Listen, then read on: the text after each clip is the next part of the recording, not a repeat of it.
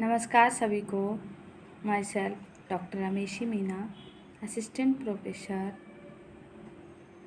Political science, government college Gangapur City. बच्चों, हम पिछले वीडियो में भारत के संविधान को बनाने वाली संविधान सभा और इस संविधान का निर्माण कैसे किया गया, इन सभी का हमने अध्ययन किया। और अब हम कोटा विश्वविद्यालय द्वारा निर्धारित सिलेबस के अनुसार भारत के संविधान की प्रस्तावना उद्देशिका का अध्ययन करेंगे। हमें भारतीय संविधान का अध्ययन करने से पहले उसका निर्माण करने वाली संविधान सभा का पता होना चाहिए, उसका गठन कैसे हुआ, और उसके साथ ही हमें भारतीय संविधान की प्रस्तावना का भी पता होना चाहिए कि भारत की संविधान की प्रस्तावना उद्देशिका क्या है।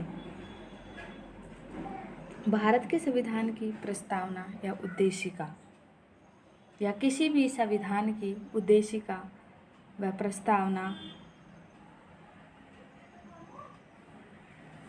उस संविधान की कुंजी होती है या उसका एक दर्पण होता है। यानी पूरा संविधान उसकी प्रस्तावना को देखते ही पता चल जाता है कि उस देश के संविधान में क्या है, उसकी प्रकृति कैसी है, उसमें कौन कौन से मूल्य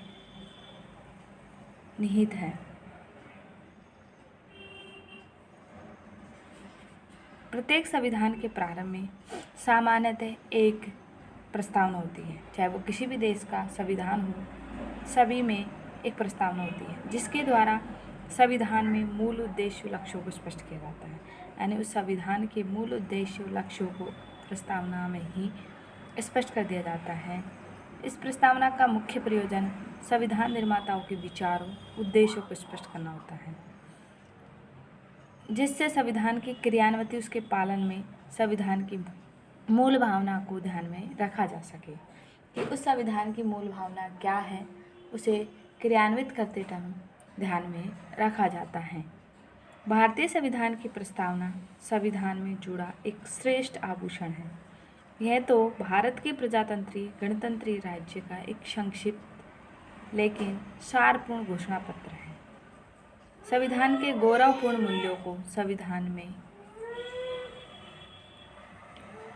इस प्रकार रखा गया है, अर्थात भारतीय प्रस्तावना में भारतीय संविधान के गौरवपूर्ण मूल्यों, लक्ष्यों, उद्देश्यों को निहित किया गया है। यानी भारतीय संविधान पढ़ने से पहले हम प्रस्तावना को पढ़कर ही उसके मूल्यों, उसके लक्ष्यों, उसकी प्रकृति का पता लगा सकते हैं। इसलिए हमें संविधान पढ़ने से पहले सबसे पहले हमें प्रस्तावना को विशेषकर यानी ध्यान से पढ़ना है। और पॉलिटिकल साइंस के स्टूडेंट को भारतीय संविधान की प्रस्तावना याद होनी चाहिए। मुख्य जवान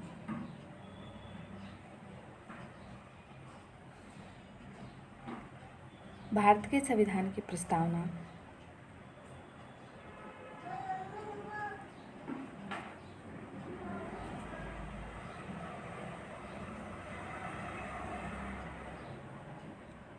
भारतीय जो संविधान की प्रस्तावना है उसमें 42वें संवैधानिक संशोधन 1976 के द्वारा कुछ और शब्द और भावों को जोड़ा गया है।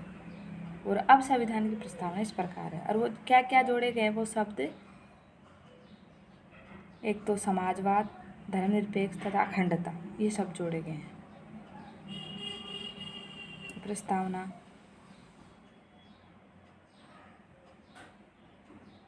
प्रस्तावना में व्यक्त किए गए भाव सर्वप्रथम पंडित नेहरू द्वारा संविधान सभा के प्रथम अधिवेशन में 13 दिसंबर 1949 के उद्देश्य प्रस्ताव में अपनाए गए। जो ये भाव है इसके संपूर्ण प्रभु संपन्न, समाजवादी, पंथनिरपेक्षता, स्वतंत्रता, न्याय, क्षमता, बंधुता आदि जो इसके भाव हैं, ये सब कब अपनाए थे? प्रथम अधिवेशन में 13 दिसंबर 1949 में जो उद्देश्य प्रस्ताव रखा गया था उसी में इनको अपना लिया गया था। पंडित नेहरू का यह उद्देश्य प्रस्ताव राष्ट्रीय आंदोलन के लक्ष्यों, महात्मा गांधी के विचारों और भावों पर आधारित था। प्रस्तावना में जो मुख्य भाव निहित है, जो तत्व निहित है, जो मूल्य निहित है, वो इस प्रकार है। सबसे पहले हम देखते हैं भारतीय संविधान की प्रस्तावना में की शुरुआत किससे हो रही है। हम भारत के लोग।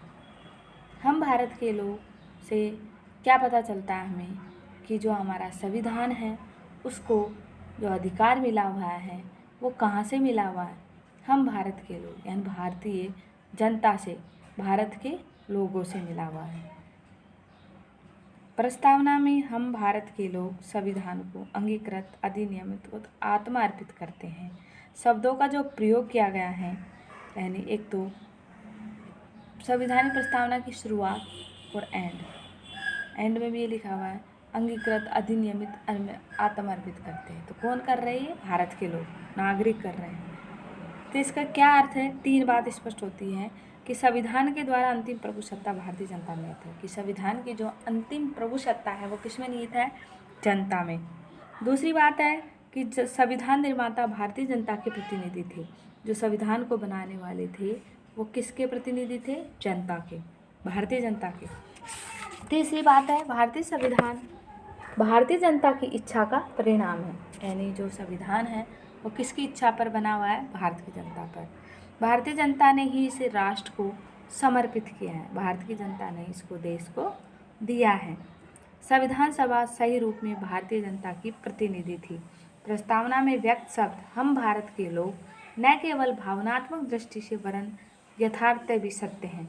इन शब्दों के विषय में डॉक्टर अंबेडकर ने संविधान सभा में कहा था कि मैं समझता हूँ प्रस्तावना इस सदन के प्रत्येक सदस्य की इच्छा अनुसार यह प्रकट कर देती है कि संविधान का आधार जनता है और इनमें निहित प्राधिकार और प्रभुसत्ता सब जनता से प्राप्त है। यानी कि जो संविधान सभा के सदस्य हैं उनको जो अधिकार मिले हुए हैं, जो प्रभुसत्ता मिली हुई है, वो भारतीय जनता के से ही प्राप्त है। हम भारत के लोग शब्दों का एक अंतर्निहित अभिप्राय यह भी है क्योंकि भारतीय जनता ने संविधान को निर्मित और स्वीकृत किया है। भारतीय जनता ने इसे निर्मित किया है और स्वीकार भी किया है। इसलिए भारतीय संघ का कोई भी एक राज्य या अवयंग का समूह न तो इस संविधान को समाप्त कर सकता है और न ही संविधान द्वारा निर्मित संघ से संबंध विच्छेद कर सकता है। यानी कोई भी एक राज्य न तो इस संविधान को समाप्त कर सकता है और न ही भारतीय संघ से संबंध विच्छेद कर सकता है। तो जो हमारे भारतीय संविधान की प्रस्तावना का कि जो अधिकार मिले हुए हैं किससे मिले हुए हैं? भारत के लोगों से। भारतीय संविधान की प्रकृति भी हमें भारतीय संविधान की उद्देशिका से पता चलता है कि भारतीय संविधान की प्रकृति, नेचर कैसा है। भारत क्या है? एक संपूर्ण प्रभुत्व संपन्न, समाजवादी, पंथनिरपेक्ष, लोकतंत्रात्मक गणराज्य। अब हम भारतीय संविधान की प्रकृति का अध्ययन करेंगे। यानी क्या प्रकृति है हमारी संविधान की? भारत का सबसे पहली प्रकृति इसकी संपूर्ण प्रभुत्व संपन्न। तो भारत कैसे संपूर्ण प्रभुत्व संपन्न है? संविधान की प्रस्तावना में भारत को एक संपूर्ण प्रभुत्व संपन्न बताया गया है। तो इसका अर्थ है या तात्पर्य है 26 जनवरी 1950 से भारत की जो डोमिनेंट स्टेट की स्थिति थी वह समाप्त हो गई है और भारत अब संयुक्त राज्य अमेरिका व अन्य देशों की तरह एक संपूर्ण प्रभुत्व संपन्न लोकतांत्रिक गणराज्य हो गया है। संपूर्ण प्रभुत्व संपन्न का मतलब होता है भारत आंतरिक या बाहरी दृष्टि से किसी भी विदेशी सत्ता का अधिकार नहीं है। भारत आंतरिक और बाह्य रूप से निर्णय लेने में स्वतंत्र है। वह अपनी इच्छा अनुसार किसी भी अंतर्राष्ट्रीय देशों के साथ संबंध बना सकता है और किसी के साथ या किसी की भी संधि को मानने के लिए बाध्य नहीं है और वह ब्रिटिश शासन सत्ता के अधीन नहीं है बल्कि क्या है? स्वतंत्र है। वह किसी भी तरह का या विदेशी अंतर्राष्ट्रीय स्तर पर या आंतरिक रूप से किसी भी तरह प्रकार का निर्णय ले सकता है। अब है दूसरी प्रकृति समाजवादी। संविधान सभा में अनेक सदस्यों द्वारा इस बात पर बल दिया गया कि भारत को एक समाजवादी राज्य घोषित किया जाए लेकिन सभा के अधिकांश सदस्यों का विचार था कि संविधान को किसी एक विशेष दर्शन के साथ जोड़कर उसे विवाद का विषय नहीं बनाना चाहिए। यानी कुछ सदस्यों ने इसे समाजवादी बनाने की बात की, कुछ ने कहा कि इसको एक विचारधारा के साथ जोड़कर विवाद का विषय नहीं बनाया जाए। इसीलिए शुरू में जब भारतीय प्रस्तावना बनाई गई थी तब समाजवादी शब्द को नहीं जोड़ा गया, लेकिन 42वें संविधान संशोधन 1976 में इसे यानी समाजवादी शब्द को भारतीय प्रस्तावना में जोड़ दिया गया और इस उद्देश्य से भारतीय राज्य के लिए समाजवाद शब्द का उल्लेख किया गया कि समाजवाद का भारतीय मॉडल अन्य अधिक परिचित समाजवादों से अपने आप में भिन्न है। भारत के द्वारा अपनी परिस्थितियों के आधार पर इसे अपनाया है। भारतीय संविधान द्वारा भारत को एक पंथनिरपेक्ष राज्य की स्थिति भी प्रदान की, लेकिन 1976 के पहले धर्मनिरपेक्ष शब्द को प्रस्तावना में स्थान नहीं दिया गया था। अब इसे प्रस्तावना में स्थान दे दिया गया है। प्रस्तावना में धर्मनिरपेक्षता शब्द के उल्लेख से धर्मनिरपेक्षता को और बल मिल गया है। धर्मनिरपेक्षता का मतलब होता है कि भारत का कोई धर्मनिरपेक्ष शब्द यानी धर्मनिरपेक्ष शब्द नहीं है। भारतीय प्रस्तावना में पंथनिरपेक्ष शब्द है। धर्म का मतलब होता है सत्य, अहिंसा, किसी के साथ बुरा नहीं करना, यानी जो अच्छी दृष्टिकोण है। भारत जितने भी धर्म हैं उनकी जो अच्छी भावनाएं हैं वही धर्म है। तो धर्म से विहीन तो राजनीति हो ही नहीं सकती और धर्म से निरपेक्ष संविधान नहीं हो सकता। इसीलिए भारतीय संविधान की प्रस्तावना में पंथनिरपेक्ष शब्द को जोड़ा गया। पंथ का मतलब होता है संप्रदाय, जैसे कि हिंदू धर्म, मुस्लिम धर्म, इनसे भारत को दूर रखा गया। यानी भारत देश का कोई भी एक धर्म या पंथ नहीं है। भारत सभी पंथों के साथ एक जैसा व्यवहार करेगा। सभी को अपने अपने धर्म को मानने की स्वतंत्रता है। भारत किसी के प्रति किसी प्रकार का कोई भेदभाव नहीं करेगा। ये पंथनिरपेक्ष शब्द को जोड़ा गया है। अब है लोकतंत्रात्मक गणराज्य। लोकतंत्र का मतलब आप जानते हो, जनता के द्वारा निर्वाचित शासन। भारत में प्रत्यक्ष लोकतंत्र को न अपनाकर अप्रत्यक्ष लोकतंत्र यानी प्रतिनिधि लोकतंत्र को अपनाया गया है। दूसरी प्रकृति है गणराज्य। गणराज्य का मतलब है भारत का जो राष्ट्राध्यक्ष है वह वंशानुगत न होकर जनता के द्वारा निर्वाचित है, इसलिए भारत एक गणराज्य है। किंतु इसके साथ ही 16 मई 1949 को भारत की संविधान सभा ने यह मान लिया कि भारत राष्ट्रमंडल कॉमनवेल्थ ऑफ नेशंस का सदस्य बना रहे। राष्ट्रमंडल की सदस्यता के आधार पर अनेक व्यक्तियों द्वारा विचार व्यक्त किया गया कि राष्ट्रमंडल के सदस्य राज्यों द्वारा ब्रिटिश सम्राट को अपने प्रधान के रूप में स्वीकार किया जाता है। अब तय भारत ने तो सर्वप्रभुता संपन्न राज्य और नहीं गणराज्य, ऐसा कुछ लोगों ने कहा। वास्तव में उपरोक्त विचार ठीक नहीं है। इसका कारण यह है कि राष्ट्रमंडल एक लचीला संगठन है।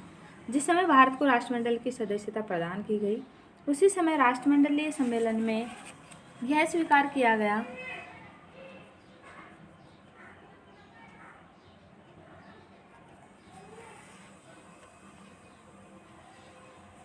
राष्ट्रमंडल में भारत की स्थिति यह स्वीकार किया गया कि राष्ट्रमंडल में भारत की स्थिति वैधानिक रूप में अन्य उपनिवेशों या सदस्य राज्यों से कुछ अलग है। वास्तव में भारत राज्य की प्रभुता संपन्नता या उसका गणतंत्रात्मक रूप उसकी राष्ट्रमंडल की सदस्यता से बिल्कुल अप्रभावित है। इस संबंध में सदस्यों के भय का निराकरण करते हुए पंडित नेहरू ने 10 मई 1949 को संविधान सभा में कहा था कि राष्ट्रमंडल की सदस्यता की कोई प्रतिबद्धताएं नहीं है। राष्ट्रमंडल की शक्ति उसके लचीलेपन और सदस्यों की पूर्ण स्वतंत्रता में निहित है। भारत एक गणतंत्रात्मक राज्य है राष्ट्रमंडल की सदस्यता स्वीकार करते हुए भी, क्योंकि राष्ट्रमंडल एक लचीला संगठन है और राष्ट्रमंडल में सदस्यों को स्वतंत्रता प्राप्त है। कि वो इसकी सदस्यता स्वीकार कर सकते हैं या नहीं। इसीलिए भारत एक पूर्ण संप्रभुता संपन्न व गणतंत्र राष्ट्र है। ओके बच्चों, थैंक्स। इसके आगे कल हम इसी भारतीय प्रस्तावना को आगे बढ़ाते हुए इस भारतीय संविधान के जो मूल उद्देश्य हैं उसमें हम सामाजिक, आर्थिक, राजनीतिक न्याय, स्वतंत्रता, समानता, भ्रातृत्व, व्यक्ति की गरिमा और राष्ट्र की एकता आदि का अध्ययन करेंगे।